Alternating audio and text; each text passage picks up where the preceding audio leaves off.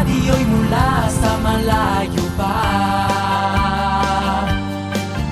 Kung umulan doon, dito ay maaliwalas pa. Naaalala ang saya sa dalampasigan.